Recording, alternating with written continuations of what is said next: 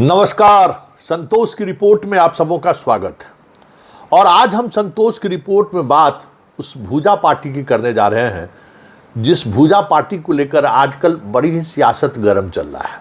जी हाँ, कंधे पर हाथ रखे हुए एक तस्वीर क्या जारी हो गई।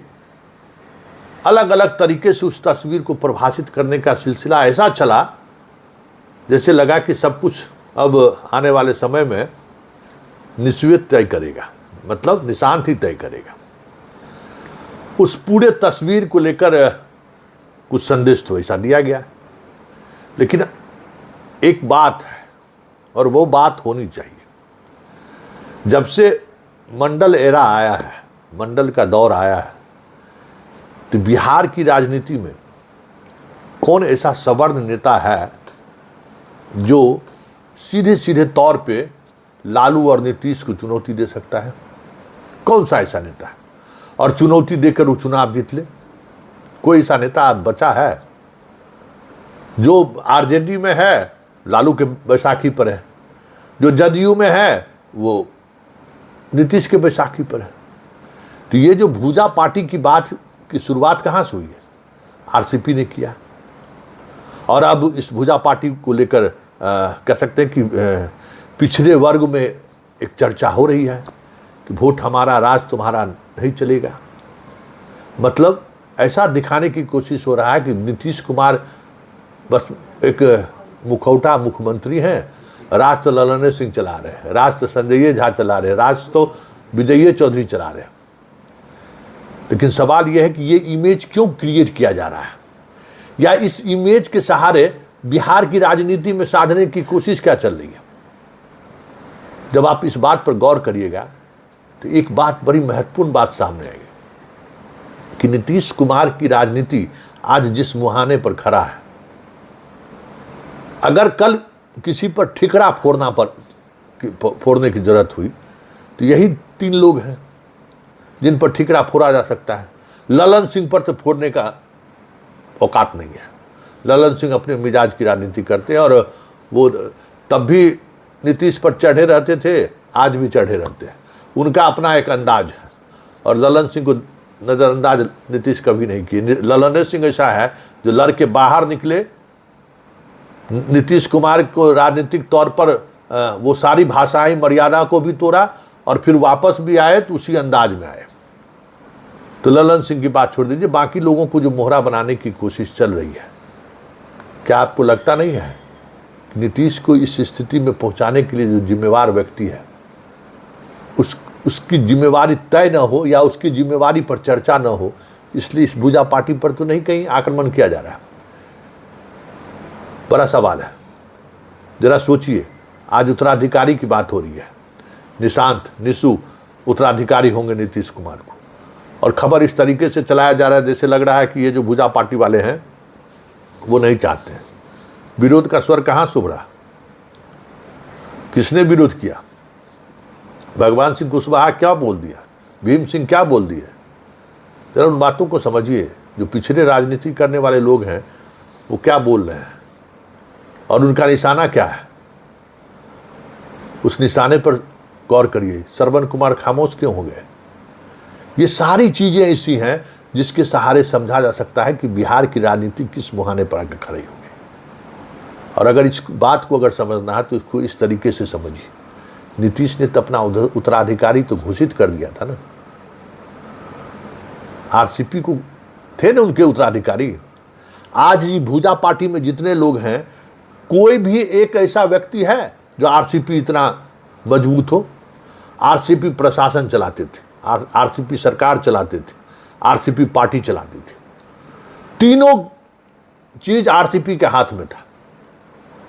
पार्टी, सरकार, विभाग, मंत्रालय, सब ट्रांसफर पोस्टिंग आरसीपी के इच्छा के बगैर किसी की हिम्मत नहीं थी जो कर देते। वो आरसीपी टैक्स वैसी चर्चा थोड़ी था। हर तरह की गतिविधियों पर आरसीपी की नजर रहती थी और आरसीपी के बगैर इजाजत का पत्ता नहीं हिलता था।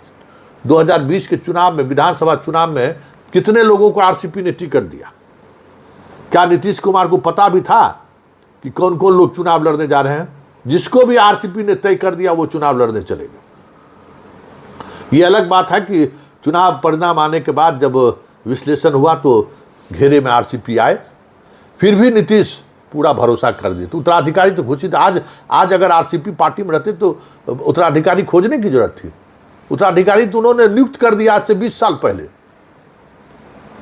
दे दिया था सब कुछ। पार्टी संगठन में जितना पिछड़ा अति पिछड़ा सम्मेलन, गांव-गांव में बूथ लेवल पर जितना आरसीपी काम किए, जितना खुलकर काम किए कि कौन जिला अध्यक्ष होगा, कौन पंचायत अध्यक्ष होगा, ये पावर विजय चौधरी को दिए हैं क्या नीतीश बाबू, कि संजय झा को, कि ललन सिंह को, कि अशोक चौधरी को?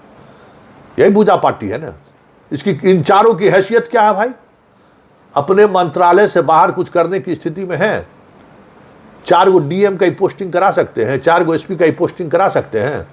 जहां हैं, जिस जिले से चुन कर आए हैं वहां भले इनका कुछ चल जाए, बिहार में चलने वाला है क्या? और आरसीपी तो डीएसपी से लेकर एसडीओ तक की पोस्टिंग कराता था। सब व्यवस्था वहीं से होता था। जितने उस तरीके का ट्रांसफर पोस्टिंग होता था जिसमें गांधी जी का इस्तेमाल होता था, सब आरसीपी के ड्राइंग रूम में तय होता था। कौन नहीं जानता? मतलब घोषित। तो दगाबाजी किसने किया? आज जो कह रहे हैं कि भूजा पार्टी जिम्मेवार है पार्टी के लिए, भूजा पार्टी जिम्मेवार है कि जिम्मेवार आरसीपी है। और यही जिम्मेवार जो आरसीपी है, इसी जिम्मेवारी तय न हो जाए उस पिछड़ा समाज के उस नेता पर जिस पर नीतीश कुमार ने 110% भरोसा किया, इसी को लेकर आजकल भूजा पार्टी पर अटैक तेज हो गया है। इस बात को समझिए। इस भूजा पार्टी के क्या औकात है? आज चुटकी बजा ले नीतीश कुमार, खत्म। जब आरसीपी जैसा आदमी चुटकी बजाते नीतीश खत्म हो गया, तो इन लोगों की क्या बिसात है?